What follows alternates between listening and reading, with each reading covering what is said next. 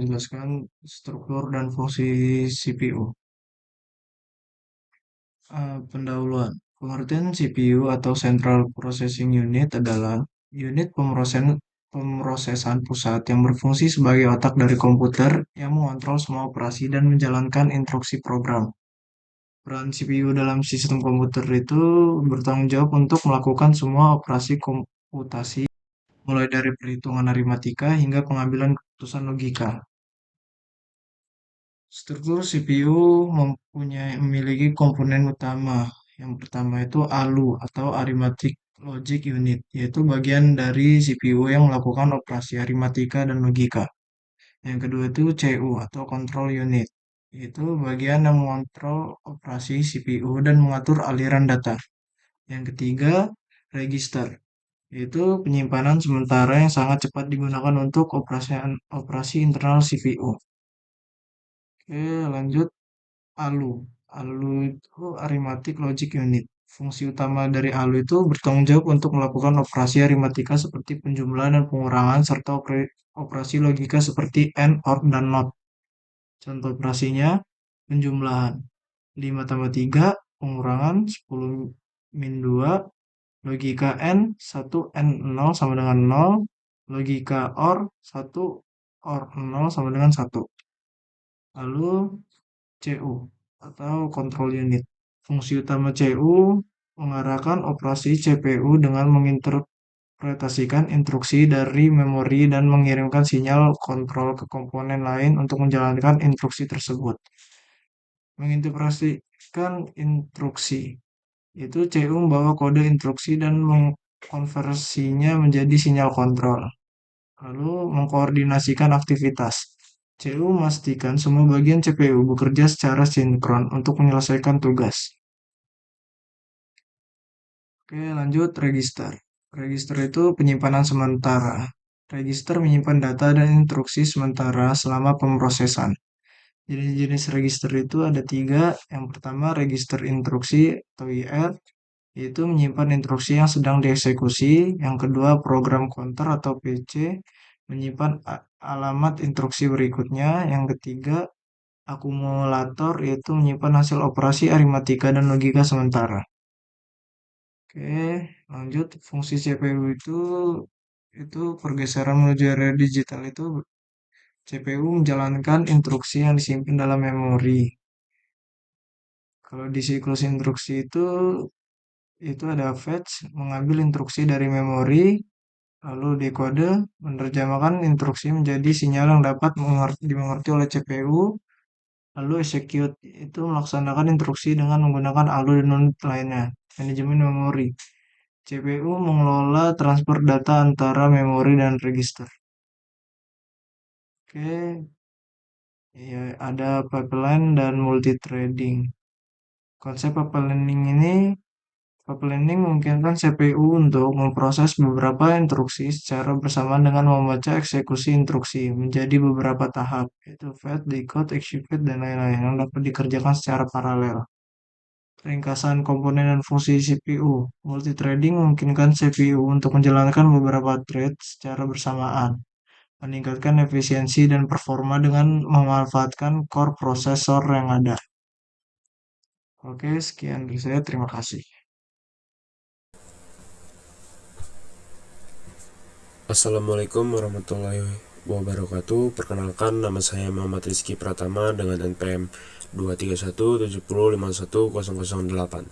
Saya akan menjelaskan set instruksi dan penyajian data. Yang pertama, set instruksi. Apa itu set instruksi? Set instruksi atau instruction set adalah kumpulan instruksi-instruksi yang dapat dipahami oleh sebuah prosesor atau unit pemrosesan pusat atau bisa disebut CPU. Setiap instruksi dalam set instruksi tersebut memberikan tugas-tugas tertentu kepada CPU, seperti melakukan operasi aritmatika, transfer data antara memori dan register, atau mengendalikan aliran eksekusi program. Set instruksi ini berfungsi sebagai bahasa yang digunakan oleh pemrogram untuk mengarahkan prosesor dalam melakukan berbagai tugas. Setiap jenis CPU memiliki set instruksi yang unik, tergantung pada arsitektur dan desainnya. Set instruksi dapat bervariasi dari CPU 8-bit sederhana hingga CPU multicore yang kompleks. Contoh set instruksi untuk CPU 8-bit mencakup instruksi seperti yang pertama itu ada load, memuat data dari memori ke dalam register. Yang kedua ada store, menyimpan data dari register ke memori. Yang ketiga ada add, menambahkan isi dua register. Yang keempat ada subtract, mengurangkan isi dua register. Yang kelima ada jump, melompat ke alamat memori tertentu, dan sebagainya. Berikutnya penyajian data. Penyajian data mengacu pada cara data dipresentasikan atau direpresentasikan dalam sistem komputer. Data dapat disajikan dalam berbagai format, tergantung pada jenis data dan kebutuhan aplikasi. Dalam CPU 8-bit, data seringkali disajikan dalam bentuk biner, sistem bilangan berbasis 2, karena CPU tersebut memiliki panjang data 8-bit. Representasi biner memungkinkan penyajian angka dan karakter menggunakan 0 dan 1. Selain itu, dalam CPU 8-bit, data juga dapat disajikan dalam bentuk heksadesimal, sistem bilangan berbasis 16 untuk mempermudah pemahaman dan manipulasi data oleh manusia. Heksadesimal menggunakan angka 0 hingga 9 dan huruf A hingga F untuk mewakili nilai-nilai dari 0 hingga 15. Contoh yang pertama, representasi biner. Angka desimal 42, representasi biner 00101010. Penjelasannya, dalam sistem biner, setiap digit bit mewakili nilai 0 atau 1. Angka desimal 42 direpresentasikan sebagai 00101010 dalam sistem biner.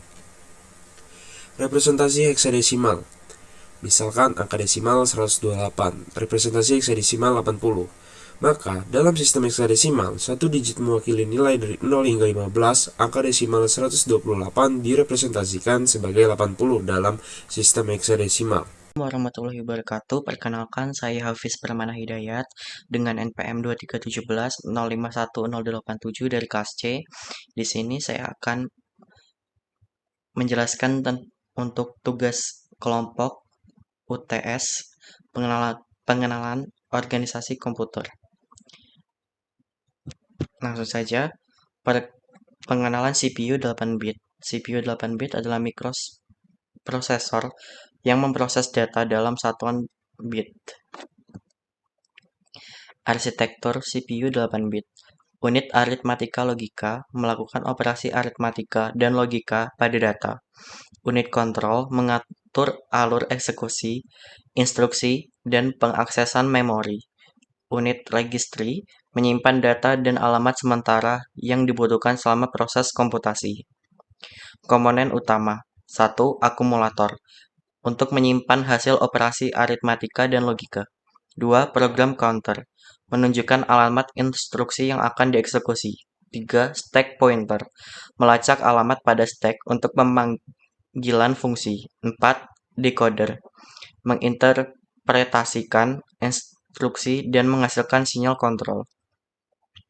Alur data dan kontrol CPU. Pengambilan instruksi.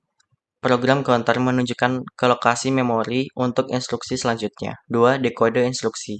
Decoder menginterpretasikan instruksi dan menghasilkan sinyal kontrol. 3. Eksekusi instruksi. Unit aritmatika logika melakukan operasi yang diperlukan.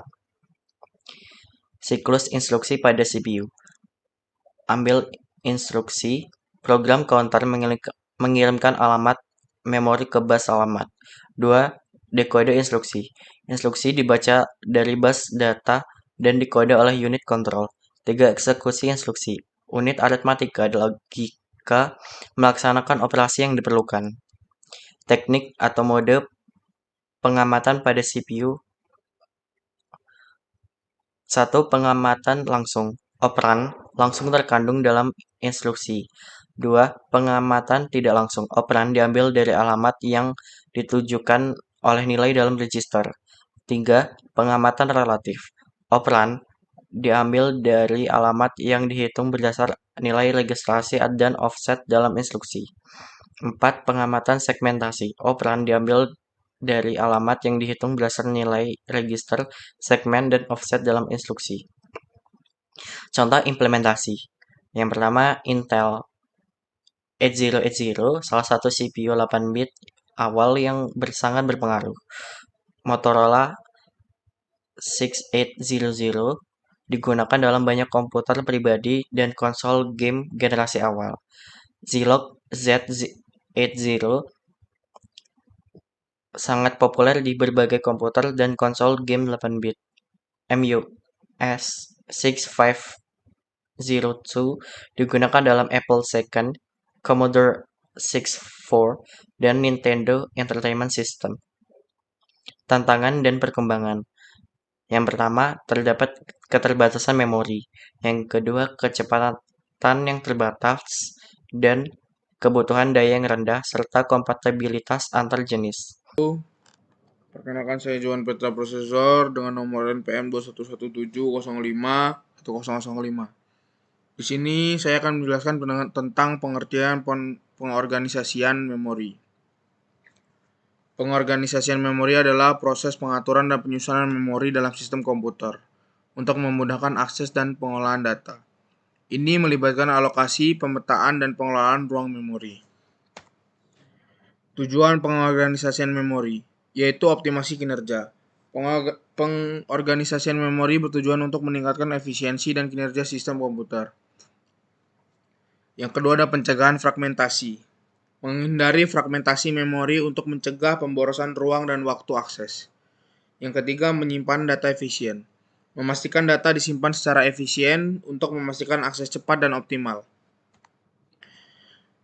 Jenis-jenis pengorganisasian memori.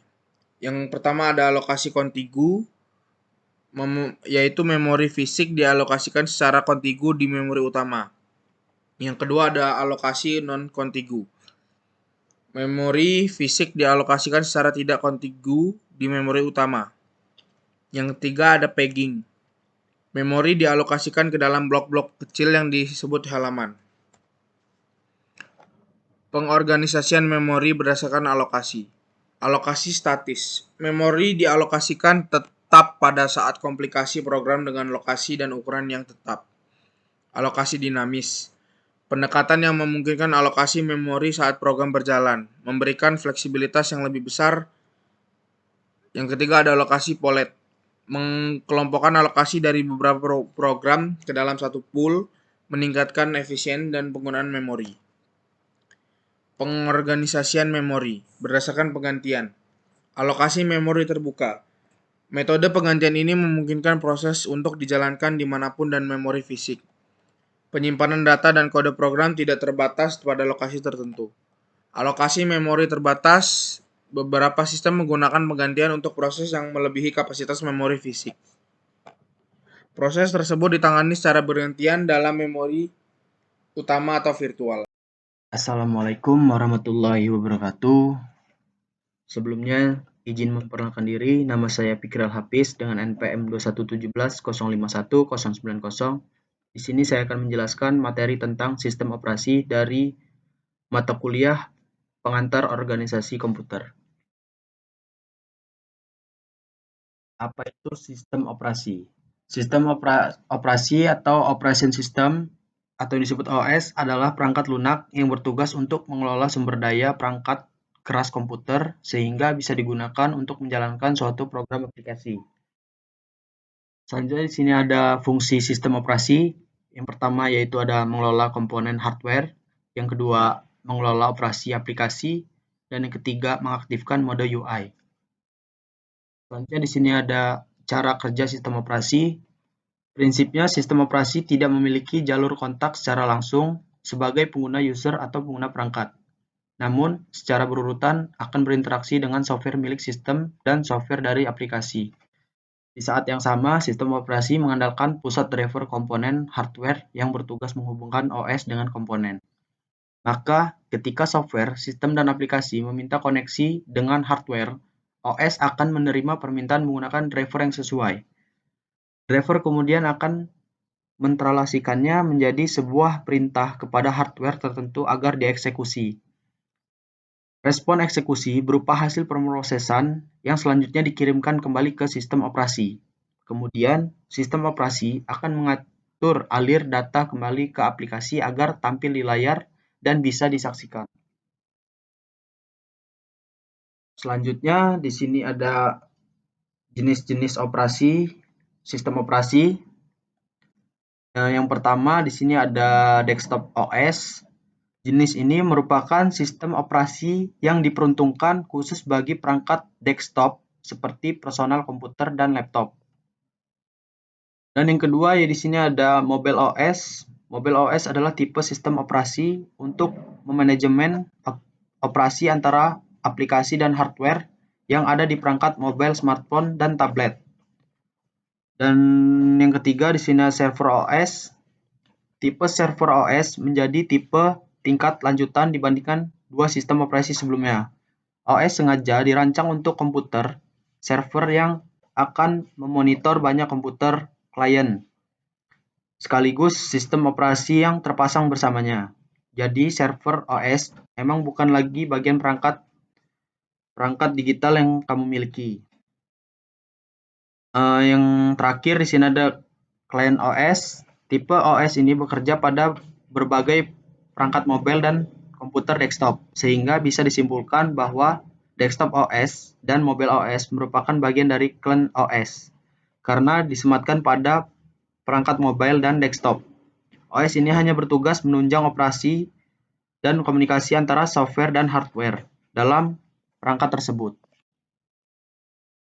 Selanjutnya di sini ada contoh sistem operasi. Yang pertama ada Windows, yang kedua ada Mac OS, yang ketiga ada Ubuntu, yang keempat ada desktop Debian, yang kelima ada Android, yang keenam ada iOS dan iPod OS, dan yang ketujuh ada Watch OS, dan yang terakhir ada Harmony OS. Di sini saya akan menjelaskan materi pengertian sistem bus. Sistem bus merupakan sistem di mana komponen-komponen dalam sebuah komputer terhubung dengan baik untuk mengerjakan tugasnya. Komponen di sini maksudnya seperti CPU, memori, perangkat I/O. Komponen tersebut terhubung menjalankan fungsi dengan baik. Motherboard PC kita terdiri atas beberapa bus yang menghantarkannya sinyal antar komponen. Bus sering disebut lintas umum yang digunakan untuk transfer data. Jalur ini juga dapat untuk komunikasi antar dua komputer atau lebih, di mana di dalam motherboard mempunyai 3 macam bus yang disusun secara hierarkis. Bus yang lambat dihubungkan di bawah bus yang cepat. Sebuah prepare komputer terhubung pada salah satu dari bus-bus ini, dan chipset berfungsi sebagai jembatan atas bus yang berbeda. Jenis sistem bus. Jenis sistem bus bisa dibedakan menjadi 2 macam, yaitu detect bus dan multiplex bus. Adapun penjelasan adalah sebagai berikut. 1. Didactic bus. Didactic bus merupakan bus yang khusus menyalurkan data tertentu saja. Bus ini mempunyai kelebihan yaitu kecepatan yang tinggi, akan tetapi juga mempunyai kelemahan yaitu membutuhkan saluran yang banyak. 2. Multiplex bus. Multiplex bus merupakan bus yang menyalurkan data melalui informasi yang berbeda, baik itu data, alamat, dan sinyal kontrol, dengan cara multiplex. Keunggulan dari bus ini yaitu tidak memerlukan saluran yang banyak, akan tetapi mempunyai kelemahan yaitu kecepatan rendah dan perlunya mekanisme yang kompleks untuk mengurangi data yang multiplex. Selanjutnya, jenis bus berdasarkan fungsinya. Berdasarkan fungsinya, bus dibedakan menjadi 3 macam, yaitu data bus, address bus, control bus. Inilah penjelasan lengkapnya. 1. Data bus. Data bus terdiri dari 4 jalur, 8, 16, 32, dan 64.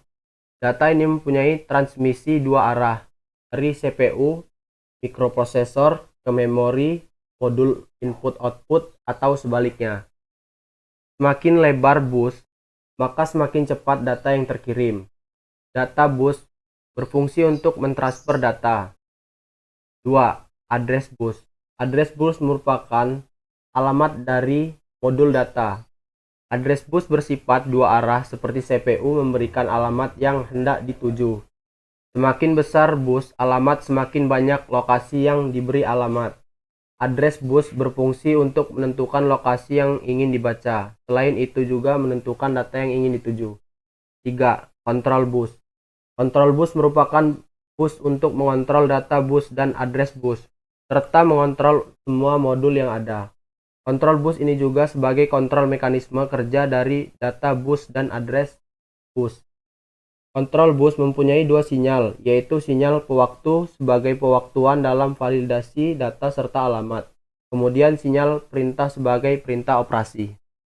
In this video, I'm going to be showing you a simple assembly language program, and then we're going to be talking about how CPU works when it executes this program. But before we begin, what is an assembly language in the first place? Assembly language is basically a low-level programming language that is one step above the machine language that us humans use to write and make codes, programs with. So this particular assembly language is going to work with CPU, Intel CPU of x86, because they have a different assembly language for each different CPU architecture. For this one, we have section.data. This is where we are going to be defining our constants. This, for example, we have num1 that stores the value of 5 in it, and then num2 that stores the value of 3 in it, and then result that stores the value of 0. And then we have section.text. This is where we wrote our program. This is where all the logic is in. And by convention, it will have this start here. This is basically telling the computer, the CPU, where to start. And also, I forgot to mention that our CPU are going to be reading our program line by line. So it's first going to be reading this particular line of code, and then after it finishes executing it, it's going to move on to the next code right below it, and then right below it, and so on and so forth. This particular line of code is what it does is basically telling the CPU to move num1, that's storing its value of 5 here, to a register called EX. And then after CPU finishes executing that, we move on to this next line of code, that is this. And what this line of code does is basically it adds whatever there is in EX with a num2, and because we have the value of 3 in num2, then the value in EX will be 8, because 5 plus 3 is 8. And then we want to move whatever there is in EX to result, and then the rest of code is basically telling the program to quit. So that is what this simple assembly program does. But how CPU work when it's executing this program? Well, a CPU works in 3 main steps. It first fetch, and then it decode, and then it execute. For example, with this code, with this program, it first fetches this line of code. It then tries to decode this, trying to understand the instruction, the meaning, what this line is telling the computer to do. It's trying to understand that, and then after it decodes that, it will execute the command. Because we know that this is going to be moving num1 that stores the value of 5 to the register called X. We have talked about that earlier. The X will have the value of 5 in it, and then it's going to be move on to the next line, and then it's going to be doing the same. It's first going to fetches this line, and then it's going to be decoded, and then going to execute it. Now, another thing to understand is that the computer will not be able to read this code just yet. We need to first turn this assembly code into machine readable code. There's machine code, and we can do that by using an assembler. Assembler is basically a program, another program that will turn your assembly program into a machine readable file that the computer can actually read. For example, we can use this assembler. Now, it's basically a assembler for Intel x86 architecture. So we can use valve so that we can turn this assembly code of R into an executable of ours into an executable and linkable format. We have the object here, and then we can link the object with the command ld app, and then we're going to specify the name of the output, and then we just call it app, and then we can run the app with this following command. app, nothing happened because what our program does is basically just adding two numbers 5 and 3 and then storing the result in result without printing them. So yeah,